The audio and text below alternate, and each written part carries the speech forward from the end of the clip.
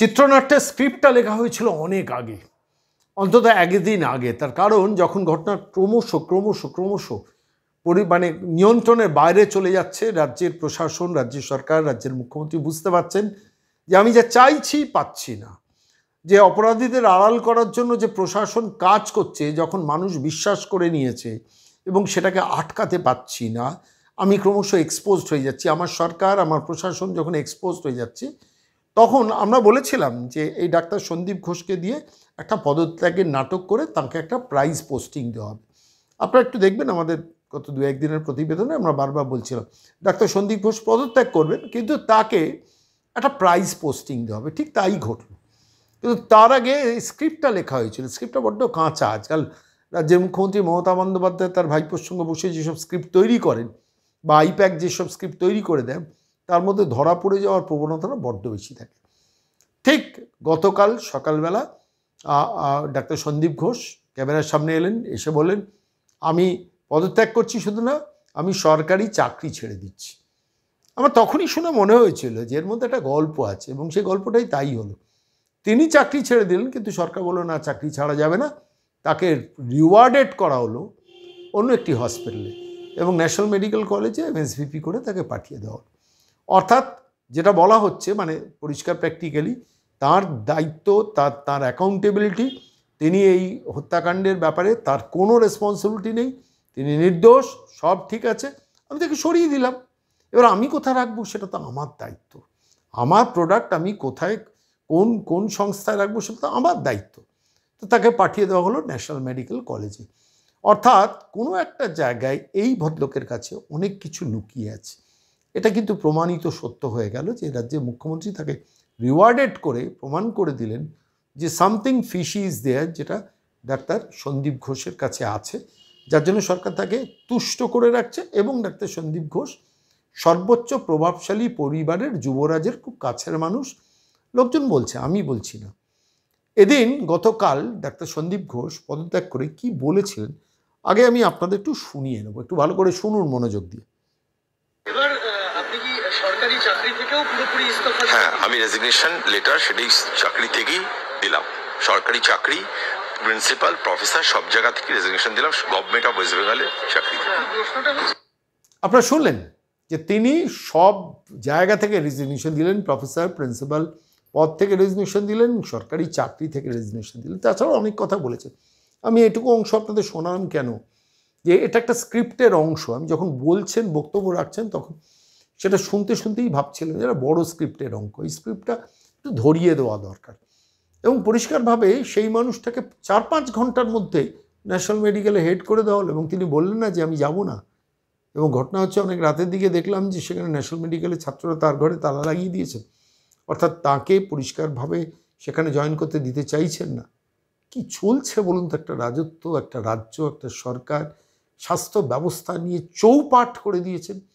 Corruption তো রন্ধে রন্ধে ছেড়ে দিন। সেই করোনাকালে আলাপন বন্দ্যোপাধ্যায়কে কমিশন করিয়ে তার ওয়ানম্যান কমিশন করে তার রিপোর্ট আজও বেরোয়নি।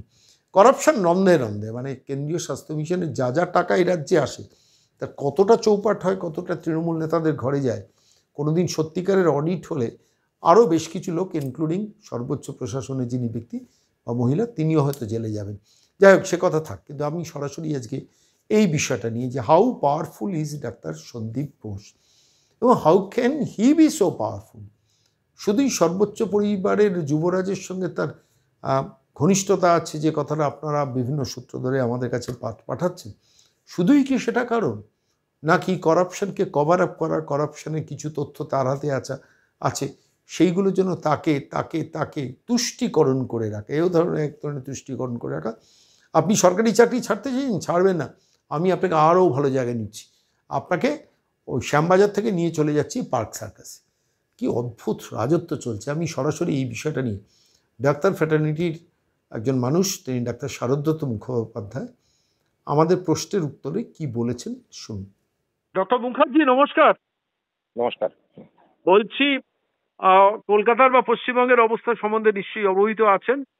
সন্দীপ ঘোষ ডাক্তার, এন্টায়ার সারা পশ্চিমবঙ্গের, সারা ভারতবর্ষের ডাক্তার ফ্র্যাটার্নিটির চোখ যখন আর্জি করে, সবাই চাইছেন এই লোকটাকে অ্যাকাউন্টেবল করতে এবং তার দায় নিয়ে একে সরে যেতে, তার দাবি উঠছে। এবং শেষ পর্যন্ত তিনি গতকাল সকালবেলা তিনি তার পদত্যাগ ঘোষণা করলেন। শুধু তাই নয়, সরকারি চাকরি ছাড়বো বলে দিলেন।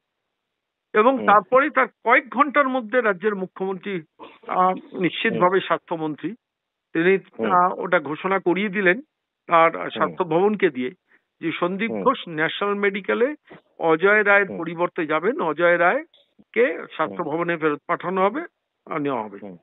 আমি বলছি এত পাওয়ারফুল, মানে দুটো প্রশ্ন স্পেসিফিক, এত পাওয়ারফুল হওয়ার কারণ কি? মানে আমি তো বলছি, মানে এটাতে আগুনে ঘি পড়বে জেনেও রাজ্যের মুখ্যমন্ত্রী এত বড় একটা সিদ্ধান্ত নিলেন যে ওকে রিইনস্টেট করাবে, মানে প্রাইজ পোস্টিং দেওয়া হলো, তাকে শাস্তি, মানে বাংলার মানুষজন তার শাস্তি, বরখাস্ত, এমনকি কোনো কোনো ডাক্তারবাবু যখন কাস্টোডিয়াল ইন্টারভেনশন চাইছেন সেই সময় তাকে প্রাইজ রিওয়ার্ড করা হলো। কি বলবেন? আমি তো প্রথমবার বলবো যে এই পদত্যাগটা ছিল পুরো নাটক। এটা আমার মনে হয় স্বাস্থ্যমন্ত্রী তথা মুখ্যমন্ত্রী হয়তো শিখিয়ে দিয়েছেন, যে কারণে এই সংবাদ মাধ্যমে উনি পদত্যাগ করলেন। পদত্যাগ করতে গেলে এত সংবাদ মাধ্যমে করতে হয় না। যে কোনো সরকারি চাকরি যদি পদত্যাগ করতে হয়, he has been appointed by the honorable governor of West Bengal. He can write a resignation letter addressed to the honorable governor of West Bengal, or to the honorable health minister of West Bengal, or to the honorable chief health secretary of West Bengal, principal secretary health, বা DME DHS স্বাস্থ্য অধিকর্তা। এই এত তো নাটকের দরকার হয় না। যখন নাটক হচ্ছে তার মানে নিশ্চয়ই সেই নাটকের স্ক্রিপ্টটাও কেউ লিখে দিয়েছে। একটু জোরে বলবেন, একটু জোরে বলবেন। হ্যাঁ, যখন নাটক হচ্ছে তার মানে নাটকের স্ক্রিপ্টও কেউ লিখে দিয়েছে। এই স্ক্রিপ্টটা কারুর একটা লেখা, এটা পুরোটাই নাটক ছিল। উনি কোথাও রিজাইন করেননি খাতায় কলমে, তার কোথাও রেজিগনেশন লেটার আমরা কি পেয়েছি? আমরা পাইনি, সংবাদ মাধ্যমও পাননি। উনি সংবাদ মাধ্যমের সামনে ভার্বাটিম বলেছেন, সেটা কখনো কোনো ভার্বালি সরকারি চাকরির রেজিগনেশন হয় না। সুতরাং এই রেজিগনেশনটাকে বেশি আমল দেবেন না। দ্বিতীয়ত হচ্ছে ওনার যে ট্রান্সফারটা করা হলো, মুখ্যমন্ত্রী তথা স্বাস্থ্যমন্ত্রী করালেন, এটা তো আমি বললাম ছিল রসগোল্লা খেতেন, এখন সন্দেশ দেওয়া হয়েছে। তো কিছু তফাৎ হয়নি, কোনো কিছু তফাৎ হয়নি। উনি একটা মেজর সরকারি শিক্ষা প্রতিষ্ঠান এবং মেডিকেল কলেজের অধ্যক্ষ ছিলেন, সেখান থেকে আরেকটি মেজর কলকাতায় শিক্ষা প্রতিষ্ঠান মেডিকেল কলেজের অধ্যক্ষ হলেন। উনি শ্যামবাজার থেকে খালি পার্ক সার্কাস গেলেন, এটা বড়সড় কিছু নয়। তো সুতরাং এটাকে কখনো আমরা বলবো না যে শাস্তির বদলি হলো, তাও নয়। এটাকে আমি বলবো যে জাস্ট শাস্তি এড়ানোর বদলি করা হলো। মানে আপনি বলছেন যে পুরোটাই একটা নাটকের স্ক্রিপ্ট? পুরোটাই নাটকের স্ক্রিপ্ট। এই নাটকের আরো এখন অভিনয় বাকি আছে। এই যে ঘটনাটা ঘটেছে যে একজন মেডিকেল পড়ুয়া, ডাক্তারি পড়ুয়া জীবনহানি হয়েছে এবং ধর্ষিতা হয়েছেন অ্যালিজেডলি, এখন অব্দি ইনভেস্টিগেশন বাকি, আমরা বলতে পারবো না সঠিক কি হয়েছে, কিন্তু যেটুকু এখন অব্দি উন্মোচন করেছে সংবাদ মাধ্যম, তাতে আমরা বুঝতে পারছি যে ওনার হত্যাটা ন্যাচারাল নয়, unnatural, most likely a victim of rape. তো এই এত বড় ঘটনা, সেখানে জাস্ট বদলি কতটুকু হলো না, 4-5 কিলোমিটার বদলি হলেন। এটাকে আমি বদলি বলে ধরি না, এটা শাস্তির বদলি বলেও ধরি না, ডিসিপ্লিনারি অ্যাকশন বলেও আমি ধরি না। এর পেছনে নিশ্চয় একটা বড় অঙ্ক আছে, কিছু দেওয়া নেওয়া বা পাওয়া দেওয়ার হিসেব আছে। এই পাটিগণিতটা আমরা সন্দেহ করছি, কিছু একটা পাটিগণিতের পেছনে লুকিয়ে আছে। এমন কিছু ডক্টর ঘোষের হাতে আছে চাবি, যেখানে হয়তো বিপাকে ফেলতে পড়েন অ্যাডমিনিস্ট্রেশন বা প্রশাসন। সেই চাবিগুলো কি, সেই চাবিগুলো কিন্তু এবার খোঁজ করে দেখা উচিত যে ওনার হাতে কি কি বড় বড় তালার চাবি আছে। সেই কারণেই ওনাকে কিন্তু খুব বেশি নাড়া দিলেও ওনাকে বেশি কিন্তু নড়াতে পারছে না। উনি একটা স্তম্ভ হয়ে দাঁড়িয়ে আছেন, যেখানে স্বাস্থ্যমন্ত্রী তথা মুখ্যমন্ত্রীও কিন্তু ওনাকে নড়াতে ভয় পাচ্ছেন।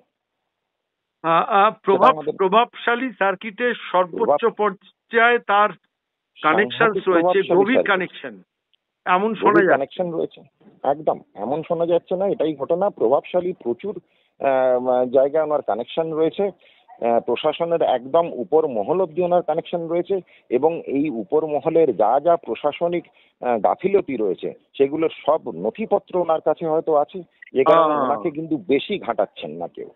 বুঝতে পারছি, মানে আলটিমেটলি করাপশনের মূল কাগজপত্র তার কাছে আছে সন্দেহ করছে। এই যা কিছু হচ্ছে সন্ময়দা, এটুকু আপনাকে বলি, এটা পুরোটাই একটি অভিনয় এবং নাটক, স্ক্রিপ্ট কেউ লিখছে। এই নাটকে কেউ কেউ স্কেপবোর্ড তৈরি করা হবে, যেরকম একটি সিভিক ভলান্টিয়ারকে ধরা হয়েছে, তার এগেইনস্টে কি এভিডেন্স দেখা যাক। এখনো খুব খুব কম সময় গেছে। আমার মনে হয়, আমি দাবি করি ভারতীয় জনতা পার্টির মেডিকেল সেলের তরফ থেকে যে এটার ইনভেস্টিগেশন কেন্দ্রীয় কোনো ইনভেস্টিগেশন অথরিটিকে দেওয়া উচিত, যেমন সিবিআই, তাদেরকে দেওয়া উচিত। এর রাজ্য পুলিশের ইনভেস্টিগেশনে কিছু বেরোবে না, কেন রাজ্য পুলিশের প্রচেষ্টা হবে এটাকে কোনো মতো থামাচাপা দেওয়া। বুঝতে পারছি, অনেক ধন্যবাদ। কেন্দ্রীয় কোন ইনভেস্টিগেশন, সে তো রাজ্যের মুখ্যমন্ত্রী বলছেন রবিবার পর্যন্ত দেখবো। অলরেডি সিদ্ধান্তটা জানিয়ে মানুষকে মেসেজ দিলেন যে সিবিআই দিকে আপনারা চাইছেন যখন দিয়ে দেবো। তার মানে কি তথ্যগুলোকে লোপাট করে সিবিআই দিকে যাওয়া? সব তথ্য লোপাট হয়ে গেছে, এখন আর সিবিআই এসে কি পোস্টমর্টেম হয়ে গেছে। হ্যাঁ, সিবিআই কে দিলে সঙ্গে সঙ্গে কোনো ডিএনএ টেস্টিং কতটা কি হলো, এইসব কেসে জানেন ডিএনএ ফিঙ্গারপ্রিন্টিং, মানে অলরেডি তথ্য লোপাট হয়ে গেছে বলছেন। হ্যাঁ, এখন পরিষ্কার হয়ে গেছে পুরো জিনিসটা। সব ওয়াশিং মেশিনে ঢুকিয়ে সাদা, ওনারা তো ওয়াশিং মেশিনের গল্প প্রচুর শোনান। সব থেকে বড় এবং আধুনিক ওয়াশিং মেশিন এখন তৃণমূল কংগ্রেসের হাতে। এগুলো সব যত কিছু সব এখন ধোয়া হয়ে গেছে। এখন যত তথ্য লোপাট হয়ে গেছে, এভিডেন্স লোপাট হয়ে গেছে, এখন সবাই বলতে পারে এবং বলবে আমি দিয়ে দিলাম সিবিআই এর হাতে, 4 দিন পরে কেন, সঙ্গে সঙ্গে কেন না। অনেক ধন্যবাদ ডক্টর মুখার্জি, অনেক ধন্যবাদ। ওকে, ঠিক আছে।